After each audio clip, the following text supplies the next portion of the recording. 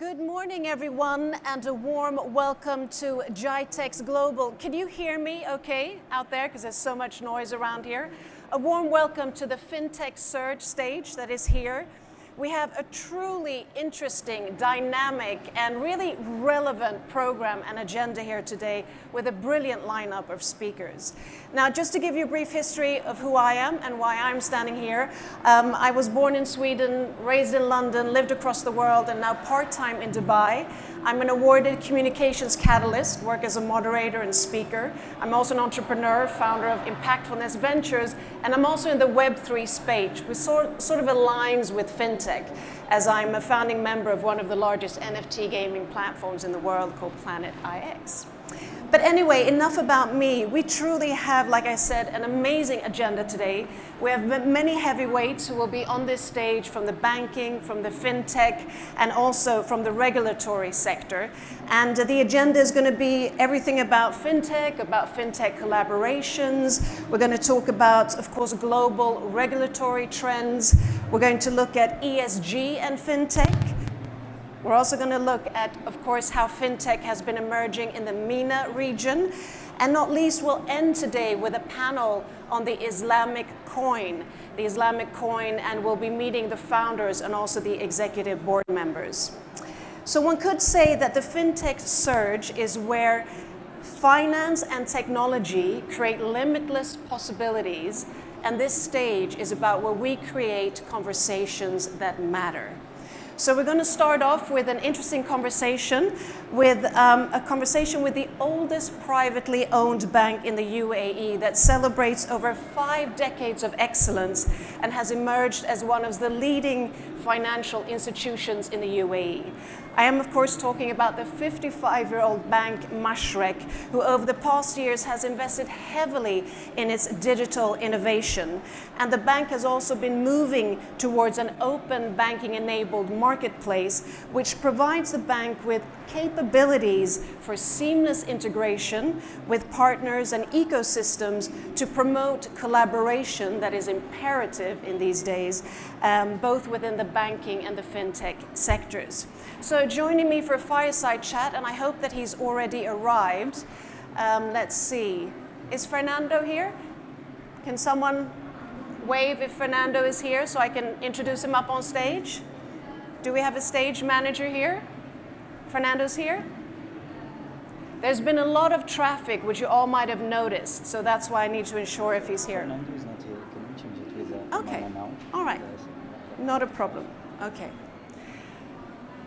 So this is the excitement with when you're live on stage, that anything can happen. So we're going to transition to our second speaker, and this is more talking about the importance of leadership, of empathy, of also innovation, of how innovation really can accelerate collaboration. And our next speaker, she's really passionate about these topics as her role as Executive Vice President, Market Development, EEMEA at Mastercard. And she's here today to really talk about leadership, empathy, and innovation. So please give it up for Amna Aymal.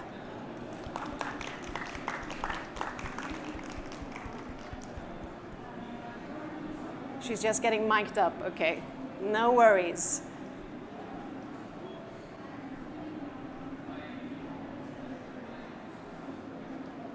So let's see if...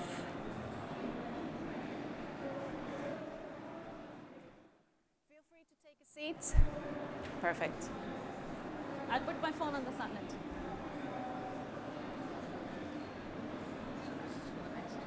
Okay. So let's give her a new round of applause. Here she is, Amna Aymal.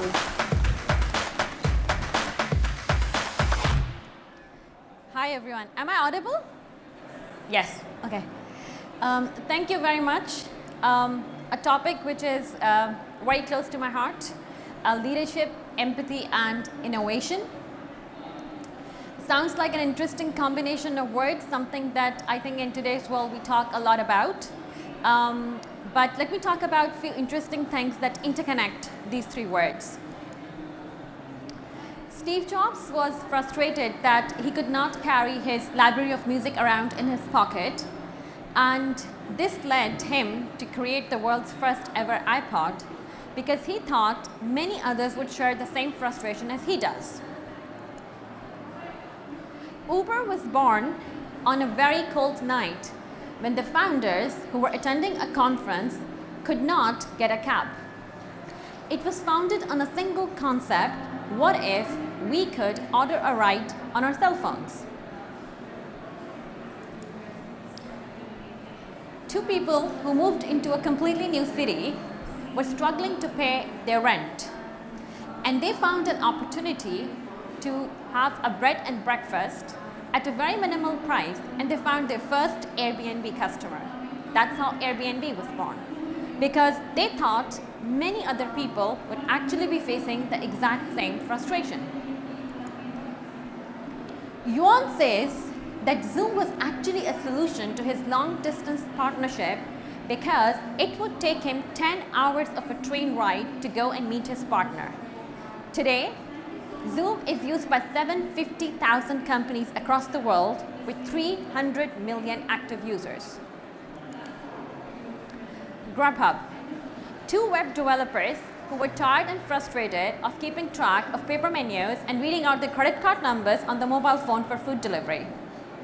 Seamless, which later merged with Grubhub, has exactly the same origin story, just replaced the web developers with the lawyers.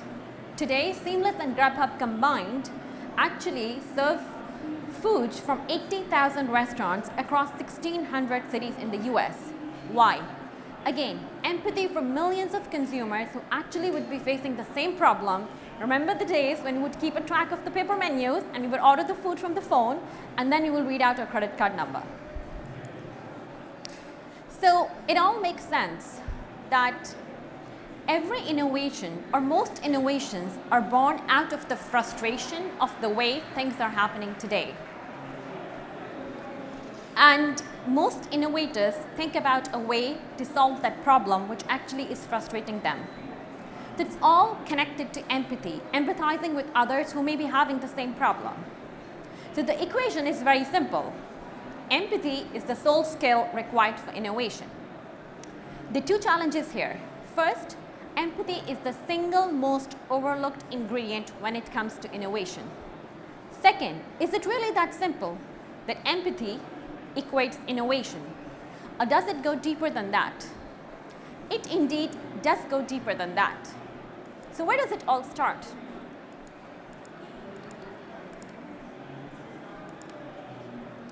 We talk a lot about technologies when we talk about innovation. Yet you would see many products which have the latest technology and they fail to scale because they are trying to solve a problem that does not exist. So when you empathize with your consumers, you try to understand the problem. What exactly is design thinking?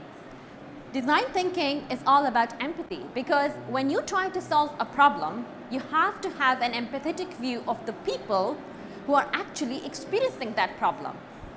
This empathetic view means you need to be curious to understand and relate to other people.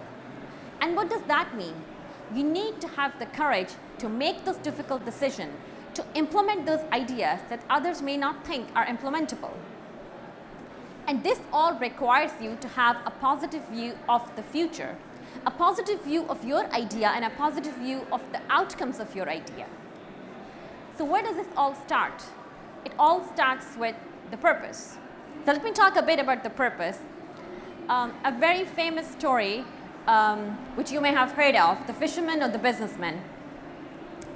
There was a businessman who was sitting on the shore of a small Brazilian village, and he watched a fisherman who was in his boat coming towards the shore. And this fisherman had caught quite some big fish. So the businessman was quite impressed, and he asked the fisherman, "Wow, how much time did it take you to catch that fish?" And the fisherman replied, "Well, a short while." So the businessman was surprised. He said, "So why don't you catch some more fish?" And the fisherman said, "Well, it's enough to feed my family." The businessman was more surprised and he said, "So what would you do for the rest of the day?" And the fisherman said, "Well, I wake up early, I catch some fish, I go back home, I spend time with my kids, In the afternoon, I'd spend some time with my wife. We have a nice meal. I go back to the village, spend some time with my friends, and have a nice evening. The businessman said, I'm a businessman. I have done my degree in business management. Let me tell you how you can be a successful person. Spend some more time in the boat, catch some more fish, save some money and buy a bigger boat, and then catch some more fish. Finally, you can actually own a production house. You can have a distribution network. You can start making canned food of the fish. You can move to a big city. And the fisherman said, after that. And the businessman said, well, after that, you can move to a big city. You can live like a king. You will have a big house. You can do the IPO of your business and you'll be very rich. And the fisherman said, after that. And the businessman said, well, then one day you can retire and you can move to a small village and you wake up early, you catch some fish, then you go back to your kids, have a nice meal, spend some good time, go back in the evening to your friends in the village and have a nice evening. And the fisherman looked puzzled, but isn't that what I'm doing right now? Why am I sharing this story? Because success means different things to different people. It's the purpose. It's so important to have a purpose that you are truly and deeply connected to. It all starts from this purpose that's the guiding force for you, and only you define it. Optimism breeds success. Most innovators are not pessimistic about today, but they're optimistic about tomorrow. Having a future forward-looking mindset is very important for innovation because this requires you to paint a positive, brighter tomorrow, even though you may not be able to see it. And that requires courage. Innovation that may surpass your generation's time. The innovations that we are benefiting from were not created by the generations who actually stayed to see the benefit of those innovations. And that requires courage. Let me bring the story of optimism live. My favorite author, Paulo Coelho, writes another story about an illiterate man who is selling oranges on the roadside. So he can't read newspaper, he's illiterate, he just puts simple signs and he's selling oranges on a roadside. He saves some money and then he puts in more road signs and he sells more oranges. His business is thriving, sales are going great. And one day his son, who's living in a big city and super educated, comes to see his father. And he says, Father, do you know that the world is going through a very bad time? The economy of the country is really bad. And the father listened to his son and next day reduced the number of road signs for the oranges. He shifted to inferior quality oranges because he thought people don't have money to pay for good quality oranges. Naturally, his sales went down and his business all of a sudden was coming to a collapse. And then he said to himself, my son were right. Times are hard. You cannot have someone else's opinion of you or your idea define your reality. That's why when you are grounded in optimism, you naturally view the future through a different lens. And this optimism is not only required for innovation, but it's also required for us to lead our teams who always need to see the leader having a positive view of the future. So how does optimism connect to courage? Optimism is the foundation of courage. Most technologies do not fail because the technology itself was not good enough. They fail because the technology is being used to create a product that does not have the real need being addressed. And how does courage come in? Because courage requires you to make the most difficult decisions once you have your vision set. It requires you to take your teams along because leaders understand that people would need a safety net. When they make mistakes and they fall during the journey of innovation, they would need someone who would actually have their back. And that is why optimism is the foundation of courage. You need to have that courage, because leaders are not leaders because of their rank. Leaders are leading because they are leading. Leaders are leading because they embrace the uncomfortable. They weigh those risks. They look at the people who are cynical about their ideas, yet courageously take their teams towards that unknown path. That is why courage is the foundation of optimism. So how does curiosity come in? Being courageous requires you to be curious. Ask why. Why not? Knowing that you do not know everything. Curiosity is the crux of innovation.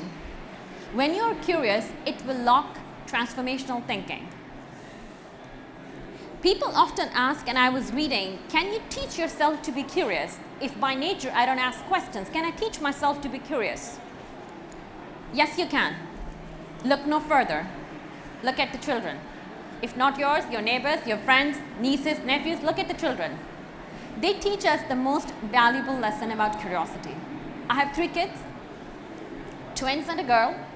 My twin boys, since they're small, would always ask for different types of dog stuffed toys and different size, forms and shapes.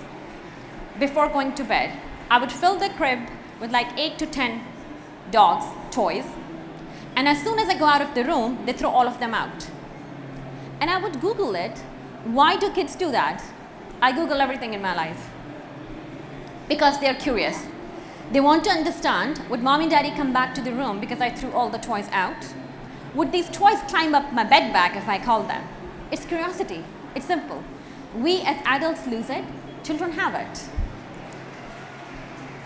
So, how does this all connect to empathy? Because that's where I started. Because empathy requires us to be curious. It requires me to understand how others around me are feeling, what they're saying about my idea, what actually they're not saying about my idea. It requires me to put myself in other people's shoes and understand what are they thinking about it. So how does it all come together? Because where I started was empathy. All starts from your purpose. Once you have the purpose in which you are grounded, which is the guiding light for you, that makes you happy in pursuing what you are pursuing, then that gives you optimism. Because once you have the purpose, you need to be an optimistic to believe in it. You need to be an optimist to say that no matter how many obstacles come in my way, I'm going to achieve that. That requires you to make difficult decisions, which is where courage comes in. Empathy and curiosity are 2 sides of the same coin, understanding and connecting. And courage and curiosity have a connection. That's how this is all interconnected. And eventually, if you have these ingredients, then empathy connects you to innovation. Leading and design by empathy is so critical in today's world to drive innovation. Because when we lead and design by empathy, what we are saying at the core is that we understand and have an empathy towards the people who are actually experiencing that problem. This brings me to the end of my presentation, because at Mastercard, this is exactly what we believe in, and this is exactly what we do every day. As our CEO said, building product starts with empathy. Simple as that. Don't build something that's looking for a problem to solve. As I talked about earlier, many products which fail in today's world are because they're looking for a problem that does not exist to be solved. It has to be the other way around. Thank you very much. It was a pleasure talking to you. Thanks.